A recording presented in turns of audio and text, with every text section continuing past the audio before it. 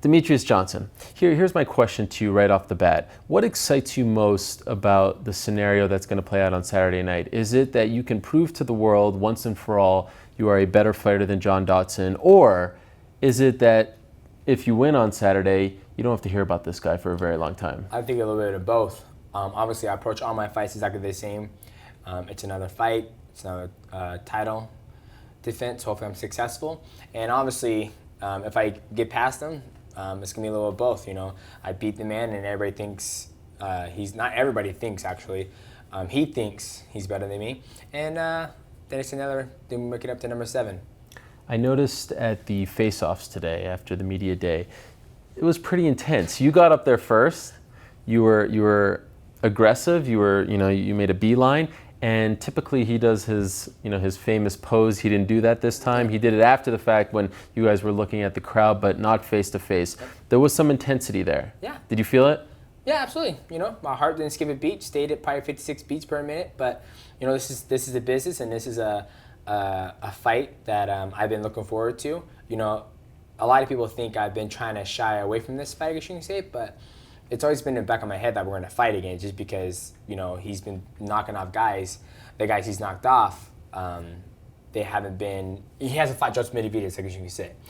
So with that being said, I knew we were going to fight.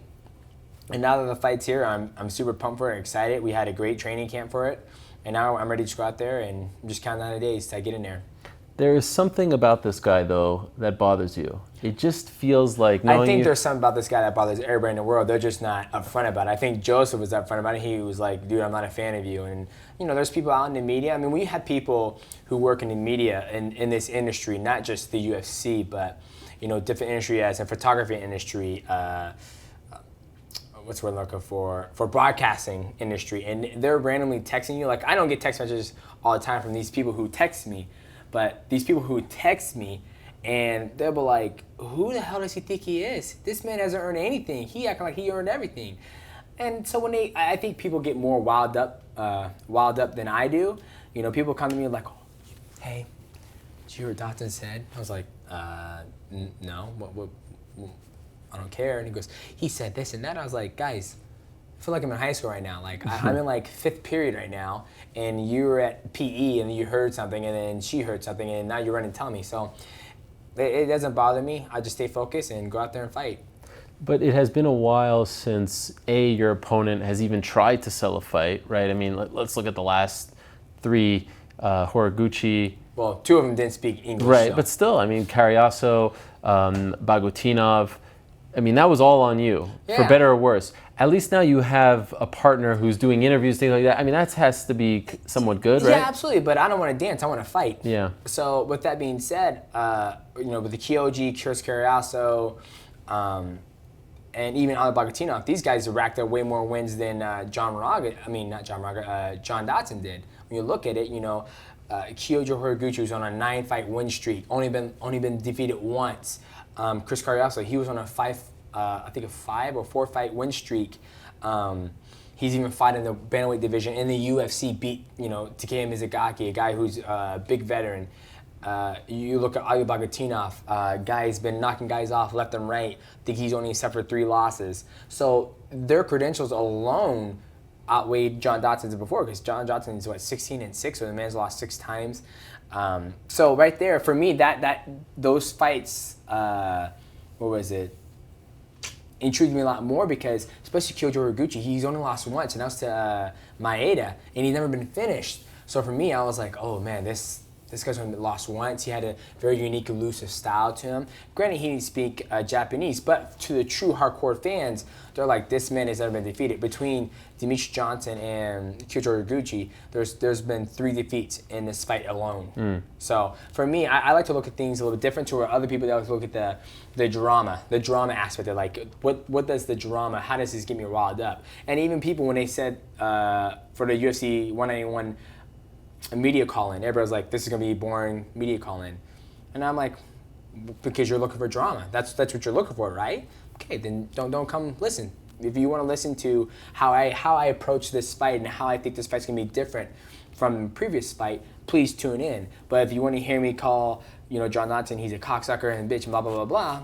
It's not going to happen because I have respect for the man. He's an athlete. He just became a new father of a baby girl, and congratulations to him. But at the end of the day, when it comes to fight time, it's all business and it's all seriousness. Doesn't it drive you nuts, though, that you continue to be in this position where every time you fight, it becomes this referendum on you and the flyweight division and your drawing power? And, if you're in any other sport, you are, without a doubt, top 3 greatest at what you do, right? Yep. In the entire world. Yeah, no one can dispute that. Yeah. If you were that exact position, if you were top 3 greatest basketball player, football player, soccer player, hockey player, tennis player, right? On and on. These questions never come up. Nope. Ever. Nope. But does that drive you nuts? It does, because when I look back when I first jumped in this sport when I was in WEC, you never hear about that. Even the UFC, and it could be granted that I was never in a position to be where I'm at now as a champion, to be headlining big pay-per-view cards. And it kind of gets irritating, especially when they start, referencing, comparing us to the NFL. Oh, we're like the NFL. Not saying that Dana White does that or the higher ups, but people out there is like, oh, you guys are mainstream. You guys are like the NFL basketball, and it's like, no, we're not.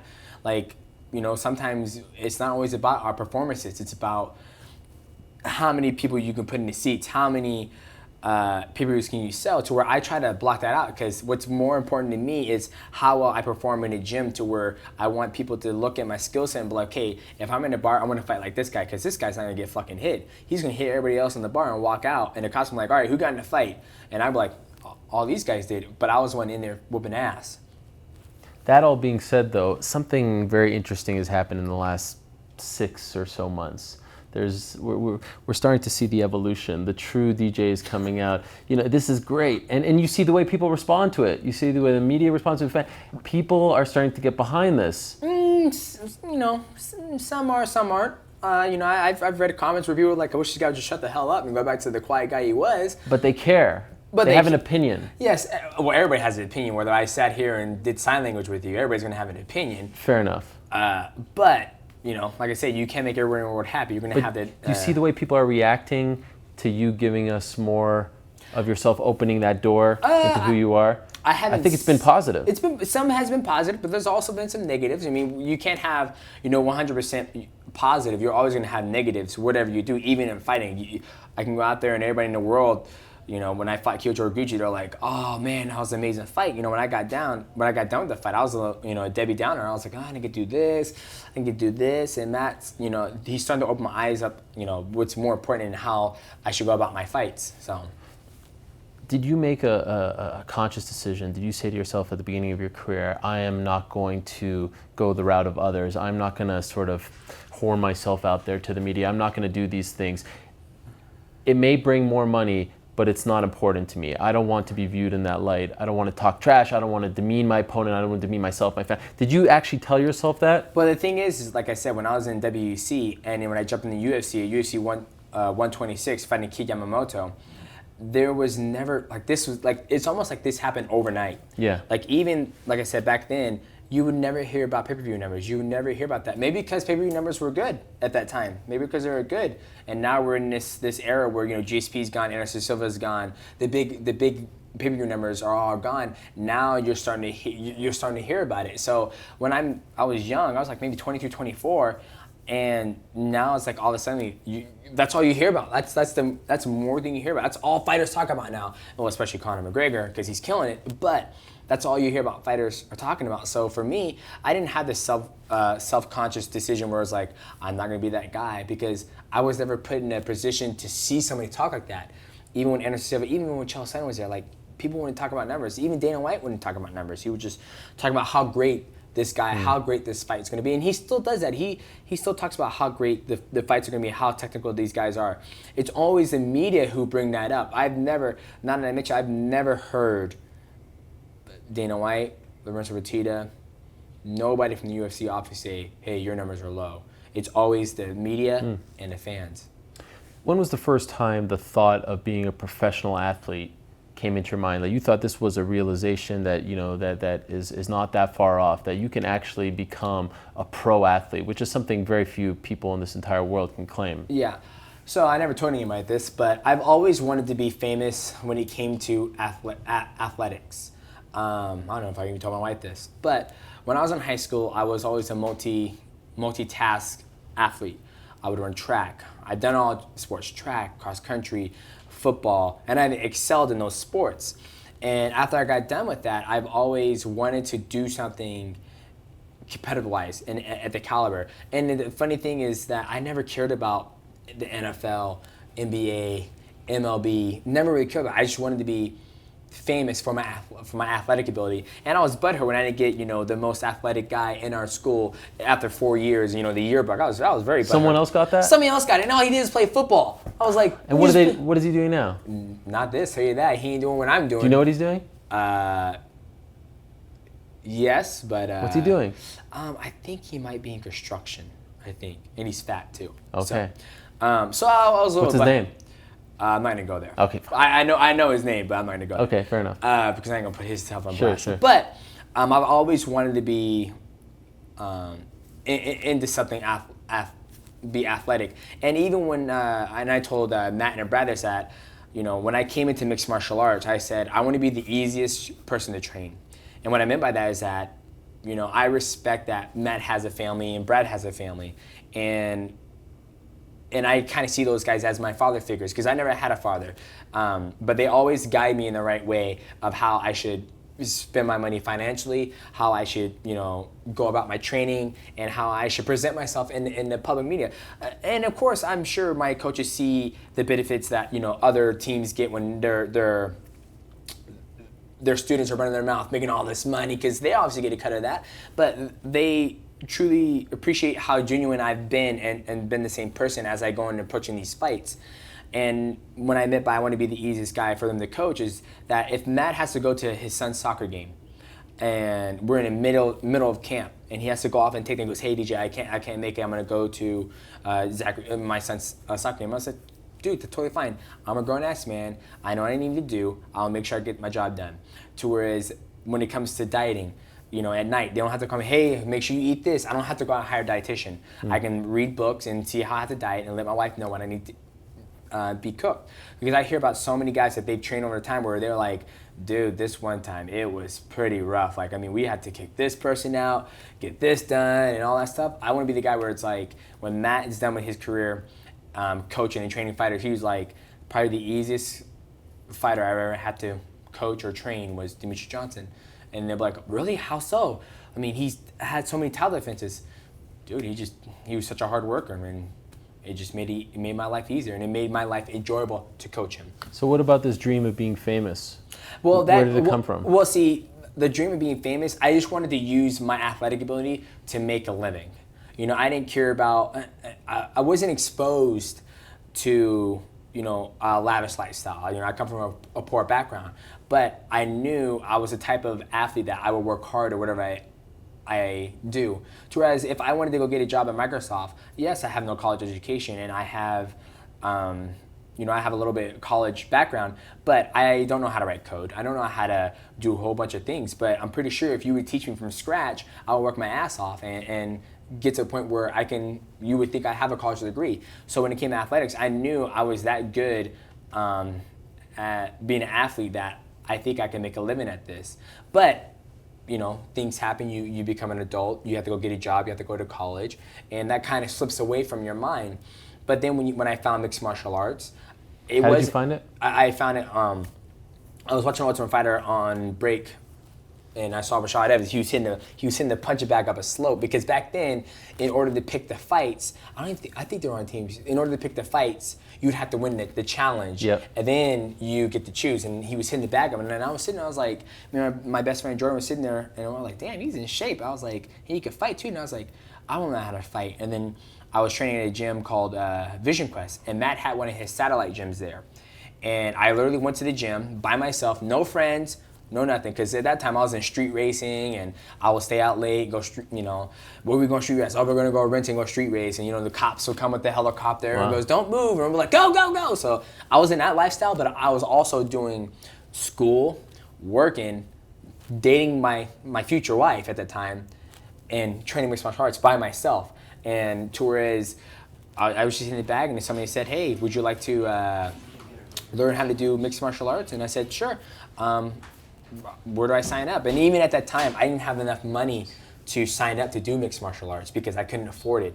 I think the starting fee at that gym was like, I think $120. And one of my friends, who was one of the biggest drug dealers in town, Wow.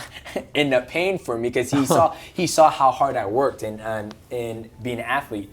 And so he ended up paying for it, and then I was able to keep up the monthly payments, which was like $80 a month. And then that's how everything was history from there. And you had no prior martial arts background? No prior martial arts background. I mean, me and my brother will go outside and play Dragon Ball Z and fight on my garage. My mom, the setup she had at her house was, we had a garage and we had like basically carpet on the ground, and we were literally just sit there and, Kamehameha, and throw a fireball, and then when the fireball come, I'll go like this, and then he'll get it and he'll hold it, and if he can't hold my fireball, then I'll sit there, and if he can, I hit him and then he'll blow up. So that's only type of martial arts, and then wrestling, that was it. So no karate, no nothing. And I feel compelled to ask, you say street racing, your friend, the drug dealer, bankrolled. I mean, were you into this? No. Were you a bad kid? We didn't find out to the end of the time. You didn't know? We didn't know. He's had a lot of money. Like, okay. Whereas like, dude, you didn't know. You didn't ask, where is this money coming from? Damn, that's not my business. But we all worked. So he had a job, and like, so you would think like, it wasn't like we were going out like on boats and stuff. Like, he signed up, but he kind of like, hey, I went to the gym. I was like, yeah, I think I'm doing mixed martial arts, but I can't afford it. And he goes, well, how much is it? And I was like, well, the starter fee is like $120, and I don't have that.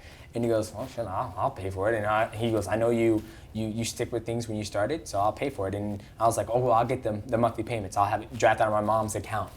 And that's how it went. But with the street racing, I was a kid, I was growing up, and that's when my friends were influenced. That's when Fast and the Furious just came out. Oh, you gotta have the Honda Civic, hatchback with the duckbill, lower with the SI rims and the SI leather. That's the things I went into. But I also had my passion to where I did my own thing. While my friends were doing drugs, oxycodone, weed, and all that stuff, and partying, I was still the guy who was, Mondays I'll drive up to the gym and come to class and I'm like, okay, today we're gonna work on boxing. Okay, so here's your first, take your first jab. That's where it started from, where it was like, oh, this is cool, I'm working out, I'm learning something new. Where's that friend now? Which one, the drug dealer? Yeah. He's in jail now. He's in jail? Yeah. Does he know what you have become, who you have become? I'm not sure, to be honest. When's the last time you talked to him? Oh, God. Man. Has he written to you? No. Wow. No. Why the falling out? It was just because we all went different paths, like. If it wasn't for this guy, maybe you're not sitting here. Absolutely. Absolutely. I totally agree. 100%. But life throws rear curveballs, and I was a guy, like literally I was a guy outside of class. You know how you have these gyms and you see a guy come in the gym and he doesn't talk to nobody and he's hitting the bag? Like, I was that guy as class was going on. But then once I had enough funds to get into class, then I was the guy in class circling up, stretching, taking my class, learning the craft of mixed martial arts. Like, when I went in there, I didn't know what an armbar was. I didn't know what a triangle was. And now here I am finishing people with arm bars. So yeah. I was literally the guy who came into class where it was like, I don't want to be a professional athlete. I don't want to be a professional fighter. I'm just here to learn. And that's why when people ask me, hey, you got any advice for me to be a professional athlete? I'm like, go to school, get a good education, and find a gym where you enjoy learning. Do you recall when it shifted from that line of thinking to, wow, this could be the avenue that I was looking for, the famous athlete showing off my athletic ability? Do you recall when you really decided that you could take this to another level? Probably the Dominic Cruz fight. Like, even that far into it? Yeah. Because you think about it, like, even... And you lost that fight. And I lost that fight. And I mean, don't get me wrong, like, everybody hears our story, like, Matt's like, you need to quit your job. And I was sure. like, I like the weekly paycheck, my friend. It's security. I know it's going to be there. And I don't mind going into work and 7 o'clock, beep. All right, what order we need to get out? I love that security because I never wanted my paycheck to be dictated on somebody else, whether I win or lose this fight. Because I know I'm going to go in there and work hard. I don't want that. I didn't want that background. I didn't want that to be tied to me. I didn't like that. So for me, even when I fought, as an amateur, and I remember getting that check, and I remember getting my first check, and I was like, I can buy a laptop. I was like, babe, we're going to Best Buy to buy a laptop. And I would come home, and Sunday I will spend time with Destiny, my wife, well, she's my girlfriend at that time, and then Monday I'll be at work at 7 o'clock, at work. Then as things, I make it to WC, and I lose my first fight against Brad Pickett. Then I break my hand, and here I am. I had to go. No, actually, I broke my hand as an amateur, and I ended up having to get in surgery, and I'm in work with a broken hand with the other mitten on because it was winter time. So I've gone through adversity as an amateur alone, and I'm still working full time. So I'm like, there's no way I'm going to be able to make it to the Anderson Silva or GSP levels to be able to be just live off my fighting. And so until I got closer, and Matt's like, okay, it's literally time for you to quit your job. And then I was like, oh, all right, we'll see how it goes. And it worked out for me. Who paid for that hand surgery? Luckily, which one, the amateur one? Yeah. Luckily, I had insurance in my full-time job. It came out to like $22,000. What? And you've only had one surgery? I've had 2. What was the other one? I broke my hand, and I had labrum surgery. Yeah, because I broke my hand. Brad, no surgery, and I broke my leg. Miguel, no surgery. I broke my rib. Muay Thai, no surgery because you can't fix ribs. So, and that's it. Well documented that you've never had a relationship with your father. Yep.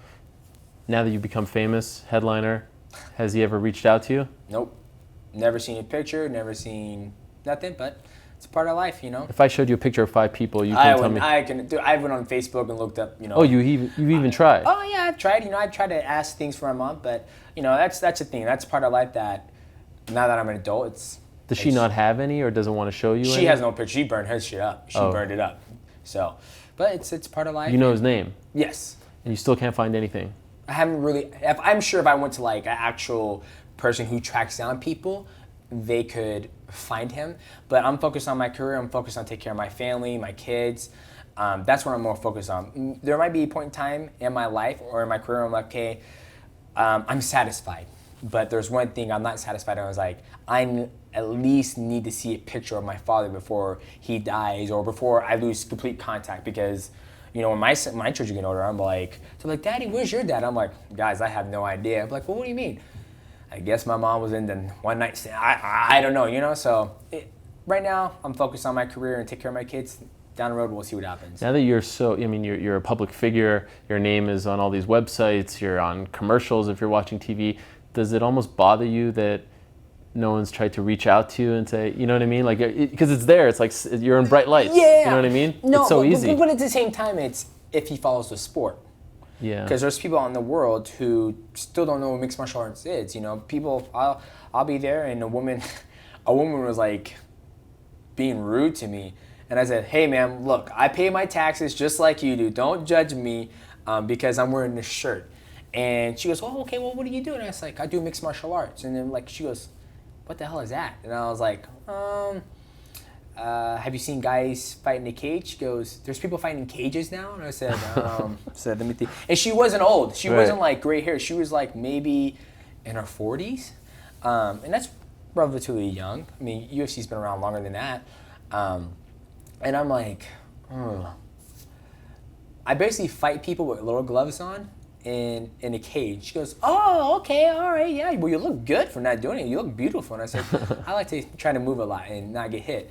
So there's still people out there who don't know what the sport is. So if my father never followed mixed martial arts, then he would never know who I am. But if he followed mixed martial arts and he'd be at home like, oh, Demetrious Johnson's fighting, oh, let me get a beer. And one of the guys like, Michael, he looks just like you. That ain't my fucking kid, man. My kids are over there. I'm like, no, Michael, that guy literally looks like you. And plus, he doesn't know oh my God, that can be your son. What a story that would be. Yeah, exactly. But once again, does he know your name? Yes, he does know my name. Okay. Yes. Wow.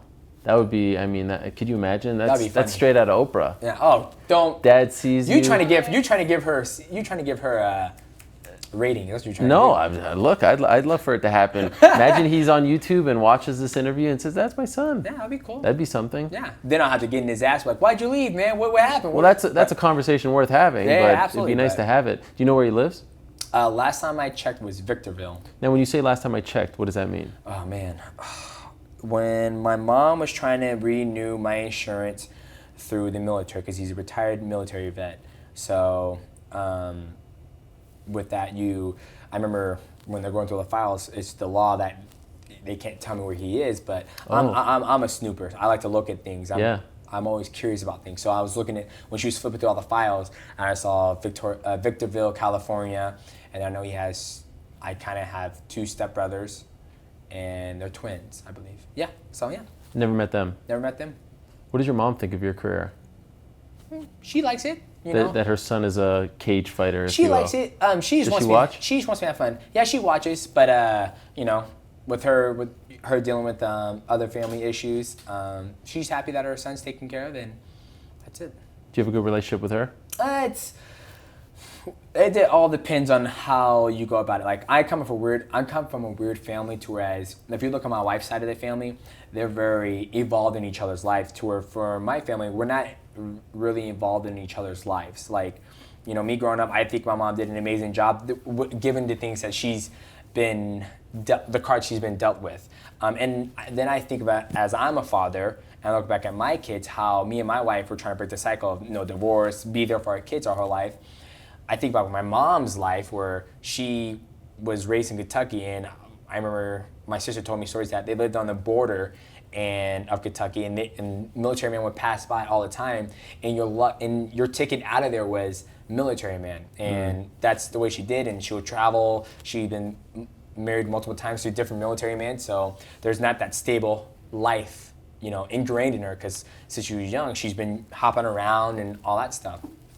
But she had 3 kids under one roof, deaf woman, trying to provide. If I wanted sneakers for football practice, we'll jump on the bus, 55, take it out to Red Lobster and go to Sports Authority, and she'll let me try on my football cleats, and we'll go home. And so I think she did the best of her ability, and you have to respect her and love her for it. Will she watch on Saturday? If she can find somewhere to watch the pay-per-view, yeah. But like when's the last time you talked to her? I talked to her before I came out here. Oh, okay. So it's not like... Yeah, it's not like that. It's or a phone. She knows what you're doing. Yeah, she knows what I'm doing. Yeah, she doesn't think I'm out here like amassing this wealth, because if she didn't know what I was doing, I'd tell her like I'm the biggest drug dealer. Mom, she goes, really? How are you not getting caught? I'm like... Well, she didn't know you wrestled, right? No, she didn't know I wrestled. She did, okay. Yeah, she knew I did all the sports. She didn't. She came to a couple of them, but then when she saw me get beat up and have bloody nose, called me out. She goes, I just don't understand it. Why don't you play baseball or something? You ain't getting punched, and they make a lot of money, meaty. And I'm like, well, Mom, I like the fact that when I step on the ring or the wrestling mat, that it, regardless of whatever happens, ain't nothing gonna dictate this besides me. And I've had the sports to where we play football, and I've executed all the things I needed to do. And then next, we still lose, and we go back to school like, oh, you suck, you guys lose. And I was like, I did my motherfucking job. I made the tackles I needed to, and I caught the balls I needed to. And then that's what interested me in wrestling. And then people in my school started doing drugs, and next thing you know, we're on the field doing gassers because this guy wanted to get high, and I was at practice on time. So I was like, I'm done. Then that's when cross country came out for me, and it's like, okay, no matter what happens, guys, we're all gonna start at the same start line. But when we get in the woods, that's when things start to kick off, and I would excel. I would train with the team, and I would take off and run, and I'll win races. When it came to wrestling, I'll train extremely hard the week, and when it came to Saturday night, all right, I don't care what you did with your team, you're gonna have to deal with me now. And that's kind of how, like in the octagon, you can do whatever you want, but when I step in the octagon, regardless, whatever wins or whatever happens, if I didn't listen to Matt or if I didn't listen to Brad, it's my fault because I didn't do what they said and I didn't execute what I trained. And I like that responsibility being on me, so that's why after each fight, I'm always a Debbie Downer, because this is my job. This is my responsibility to go in there and take care of this guy. And if I didn't do that to my satisfaction, I'm always pissed at myself. If you didn't find this outlet, if your friend didn't pay for that class, Oh, shit. do you think you would have been content with your life? Do you think you would have been content being that 9-to-5er and never got the opportunity to show the world how athletic you are? Yep, because there's been point in times when I worked at my job, right? And I was there. And I'm always a big believer, if you work at a job and you put 10 years, 15 years in, you should make more money just because you're showing loyalty and you should go up. And I remember, and I don't think I ever told anybody this story, besides I think my wife. I was there, and this guy, the first job, when I got the job, you have to do a very just boring job. And I was talking to one of the guys, and he was like, yeah, man, I've been here for 12 years. I was like, oh, well, you must make good money. I make $12 an hour. I was like, what the fuck? I was like, I need to get out of here, right? So that day, this is the same job. So here's the story. That's the same job so I was like, okay, I'm done. I went, and I said, hey, dude, I can't work here. I can't put 12 years in here and make have a $2 pay raise. Like, I'm sorry. At that time, I was making $10.76. Forklift, right? You're working forklift? The warehouse job, yes. Yeah. So I started this job, right? And I was still doing the mixed martial arts. Yeah. So then I quit that job. And then I went to work. I did construction. I was a hod carrier. So I was doing a hod carrier. And I did that for a while because I was making a little bit more money. And I was able to make it to practice sometimes because sometimes I have to work in Medina. Medina is up in Seattle, and that was a very hard labor job because I'm making mud, and I had to build scaffolding to get the bricklayers their mud. So then after that, I did that for quite some time. Fought a couple of amateur fights doing that. Then it came to a point in time I was like, I can't make it to practice. Each time I try to, sorry, I missed winter. Wintertime came around and I said, in wintertime, you can't work as a construction worker, especially with mud, because it freezes and the mud won't stay and it's just a big shit show. So then I went working with my Destiny's dad, and he owns his gutter business. So I did the gutter business, and I worked with him for maybe 2 months. And every single day, I would show up to work on time, and he would get ready. And we would go out to do different jobs. And he will measure everything he needs, and he would do the calculation, and he'll open the back of his truck, and he'll start making gutter, right? This for 2 months straight. Then one day we came and I'm like, I got the measurements for him, all that stuff, and I said, okay, this is what we got. And then I looked at him, I go, fuck, Alan, you do this every day? He goes, every fucking day. And he goes, that's what life is about. He goes, life is monotonous. And he goes, you make enough money to you can enjoy your life, do what you want to do, and take care of your family. And I was like, you're right. And so when it came back to summertime, like, you know, spring started coming around, and that's when you can actually do concrete and all that stuff. I said, I'm done. I'm gonna go back to my 1076 job because, one, I really enjoyed training. And when I worked at that job, I got done working at 3 o'clock, which gave me enough time to get to the gym. When I did construction, I would get done working at 3 o'clock, but I'd be stuck in Medina and then I have rush hour traffic. I get back to the yard to get my car at 5. By the time I get to the gym, it's already 6 o'clock. People have done their rounds. Class is already going. Right. So I'm getting class work. So I took a less paying job and went back to work in my 1076 job just so I can get to the gym to keep on learning how to fight. And that's when I knew I was content. Like, this is before I even knew about WC. All I knew about was Shuto, and the UFC was here. And then that's when I was like, okay, I am content working in this warehouse till I die. But if you'd even find MMA, because you weren't going to be a basketball player, I would still be there. You'd just be there. And would you have regrets that you never, realized that potential as an athlete? Maybe, yeah. But when you say it like that, if I didn't realize mixed martial arts, I don't know what I would have felt. I don't know what I would have been into because you're such an athletic guy, and you never found the outlet. I never found an outlet. But this is a guy who in high school was saying, I want to be famous for my athletics. Exactly, yeah. So you don't think that one day you would have been sitting in your bed and being like, man, I could have showed this to the world, and I didn't find that. No, not at all. Because I didn't know this craft right. at that time. So at this time, I still didn't know this craft, even though I wanted to be athletic. I was too small for basketball, too small for football, too small wrestling. There was no professional ring, and I didn't even know about the Olympics. So I was a sheltered guy who just went to school, and that was it. So when you're making this leap, are you ever starting to get, because you say you're with your girlfriend, you want to have a family, all that stuff. Are you ever starting to freak out, like, okay, if I'm going to make this leap, can I really support my family? Because you go from saying you want that security of 9 to 5 to someone's paying you based on this and that. It's at the discretion of a promoter. Did you ever have a moment where you were like, when you made the leap and then almost regretted the leap, where you started to doubt yourself, where you're like, oh my gosh, how am I gonna have kids like this? How you know what I mean? Yeah, and that's why I did it. Like I said, when it came between me and my wife, we didn't have a base to where what I mean by that is that, okay, your mom and dad, they get married first. Mm-hmm.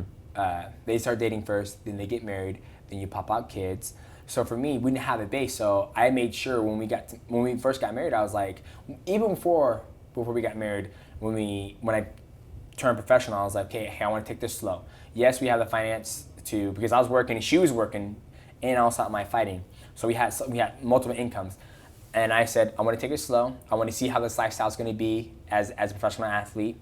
And then once we got the hang of that, then we were like, okay, we're pretty stable. Let's go get married. And then Then we're like, hey, we're doing pretty good as a married couple. Then let's have our first child. And then we're like, okay, I'm winning, I'm the champ, and I'm like, no, yeah. We became champion. Then I got married. No. I got married first. And then after I won the belt, then we had our first. Yes, because Brad just had his first kid in September. So there is that thing, but we were smart about it. I was very open with my wife about our decision. You mentioned quickly your mom, that she's deaf, but you didn't know that for a big period of your life, right? Yep. What age were you when you found out? Probably when I met my sister for the first time, and we were in maybe middle school, I believe. So That's unbelievable. Yeah. Well, it's just like a dog. If you teach a dog how to Did she tell you, or did you figure it out? My sister told me. Oh, she knew. Yeah, my sister knew. Yeah, my sister knew. Were you living with your mom? Yeah, I was living with my mom the whole And you entire still time. you didn't notice? Nope. That's unbelievable. That's because, like I said, it's like a dog. If you train it the right way, then you would never know. Like my mom, when I was in the shower, if I needed to roll toilet paper, I'd beat it on the ground. She can feel vibrations. Yeah.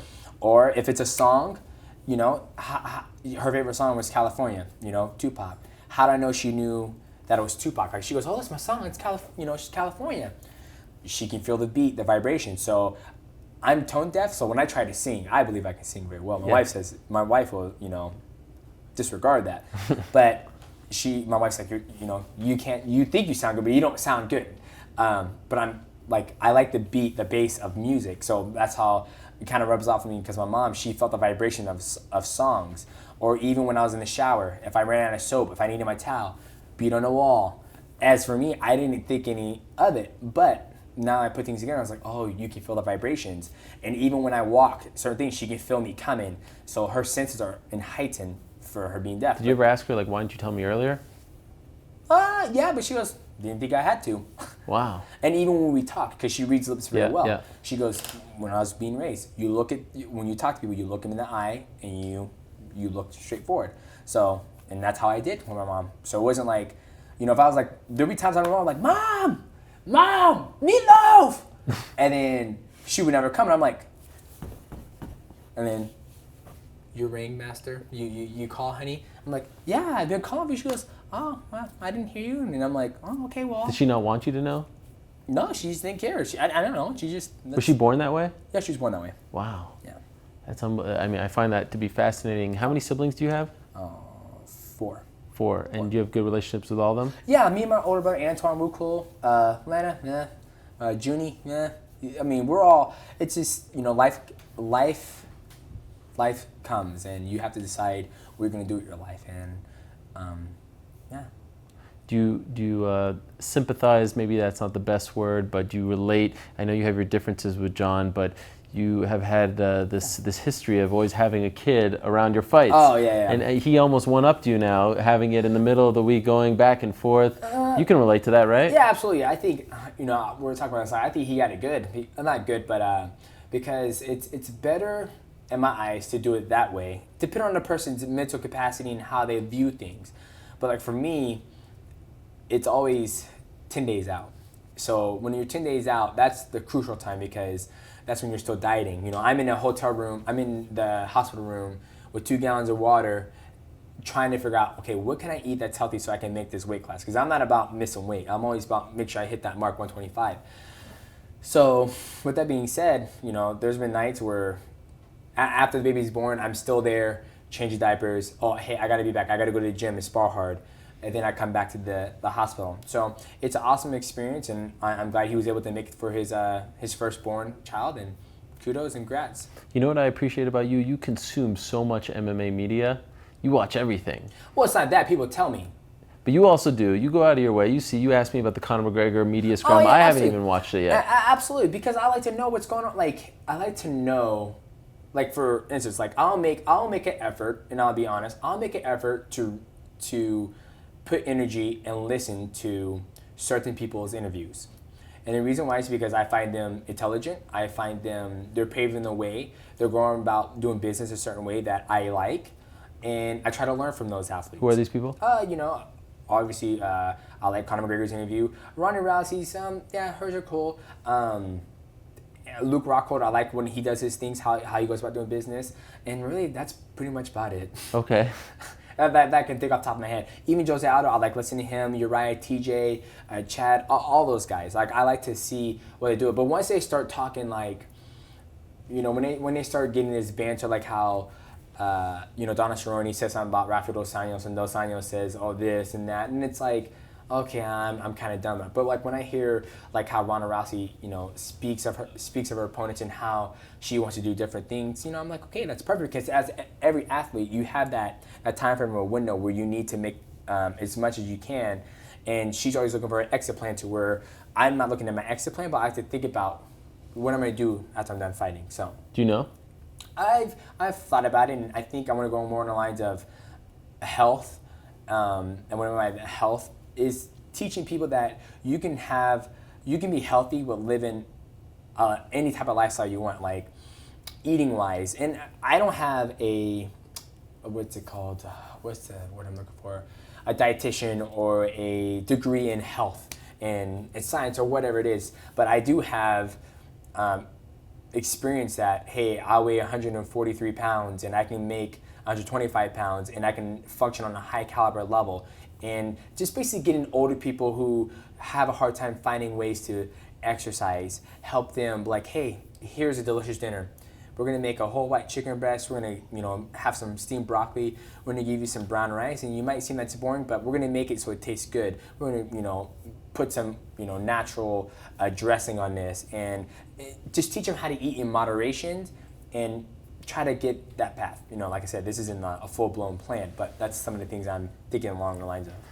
The way you look at these interviews and these people's legacies, do you ever sit back and say, wow, in 10 years you're going to watch these interviews again, right? Yeah. In 10 years you're going to watch these fights 20 years from now and say, people should have appreciated me more when I was around. People should have known what they had in front of them. No, I won't say that, because I would sit down and sit back and have my kids watch this. And like, if you guys ever make it to this level in athletes or your career, whether you're a CEO of a business and you have to do a lot of interviews or carry yourself a certain way, I want them to appreciate, like, damn, Dad, like, you did a good job. Like, you did everything you wanted to do, and you never did drugs, you never popped, you made 125 every single time, and you were a champion for a long time, and now we see where this comes from. And that, I'll be more appreciative. I'm more focused on that than, like I said, in the world, you cannot make everybody happy. Everybody's going to find something to nag you about. And, even Anderson Silva, even when he was at the top of his game, there's still people out there who didn't like the guy just because what he brought to the octagon. But do you long for the day where you are held in that same regard, where you are, the king of the world, the pay-per-view king, you're getting all the big sponsors, all the numbers are coming your way? Do you long for that? Or are you content with just the idea of your kid saying one day, I loved everything that you brought to the table? Don't get me wrong. Absolutely, I want that day where everybody is like, oh man, he's the best, blah, blah, blah, blah. But what route do I have to take to get there? You know what I mean? I believe the route I'm taking now is the best route to take, because at the end of the day, what did Matt say? The baddest man in the room doesn't go around and tell everybody, hey, dude, hey, I'm the baddest man in the room. Hey, I'm better than that dude. Hey, I can beat that dude up. He doesn't do that. He just sits there, goes about his business. When it's time for him to show up and to do what he can do, he does that. Then everybody looks and goes, that's the baddest man in the room. Are you the best fighter in the world? I'm working on it. Not quite there yet? Not quite there yet. I still got a lot of stuff to do. All right. Well, I look forward to you continuing to do that. Next stop this Saturday, UFC 191. Best of luck. I've been wanting to talk to you for a long time. I've truly enjoyed and appreciated everything that you've done up until this point. It's been a fun journey watching you grow as a fighter and a person. And once again, I appreciate the time as always. Good luck on Saturday. Absolutely. Thank you, Ariel.